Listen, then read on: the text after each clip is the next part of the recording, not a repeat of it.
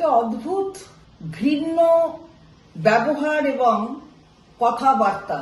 অবশ্য এটা প্রথম নয়, বহুবারই এই ধরনের কথাবার্তা আমরা শুনি বিভিন্ন ভারতীয় জনতা পার্টির নেতার মুখ থেকে। এবারে যিনি বলেছেন তিনিও অনেক ধরনের আবোল তাবোল কথা বলেন। তিনি আবার কেন্দ্রীয় মন্ত্রী এবং সেই কেন্দ্রীয় মন্ত্রীর থেকে আমাদের মাননীয় নেত্রী এবং বাংলার তিনবারের মুখ্যমন্ত্রী, যার উপর বাংলা আস্থা রেখেছে, তার মুখায়ব নিয়ে এমন ধরনের কথা বলেছেন যা ঘৃণ্য থেকে ঘৃণ্যতম। আমরা তীব্র প্রতিবাদ করি এর বিরুদ্ধে। আর শুধু তাই নয়, উনি খালি একবার নন, ওনাদের নেতাদের এটাই হচ্ছে অভ্যাস।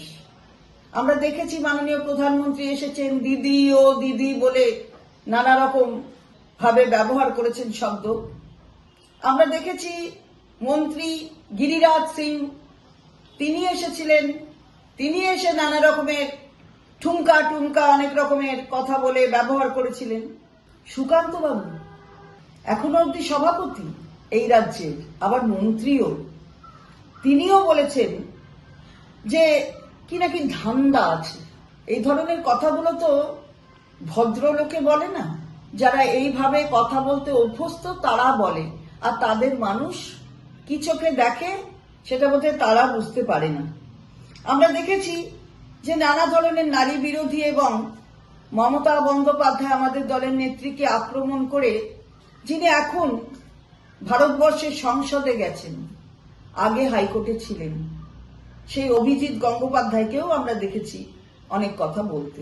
তাই এটা কি রক্তের মধ্যে মিশে আছে সকলের ভারতীয় জনতা পার্টির? তাদের মনে হয় রক্তের ভেতরেই এই ধরনের অসভ্য ধরনের কথা বোধহয় মিশে আছে রক্তের সাথে। আমরা সকলকে সম্মান করি, আমরা কখন কাউকে অসম্মান করি না, আমরা সম্মান করতেই অভ্যস্ত এবং সেটাই আমাদের দলের শিক্ষা। আমরা তাই তীব্র প্রতিবাদ করি। যে ধরনের কথা ব্যবহার করেছে, এই ধরনের কথা বাংলার মানুষ কখনো তাকে মেনে নেয় না এবং উচিত জবাব হয়ে যাবে গণতন্ত্রের মাধ্যমে। ওরা তো গণতন্ত্রকে ধার ধারে না, কিন্তু বাংলার মানুষ গণতন্ত্রের ব্যবহারে উচিত কথাটা জানিয়ে দেবে, সেদিন আসছে।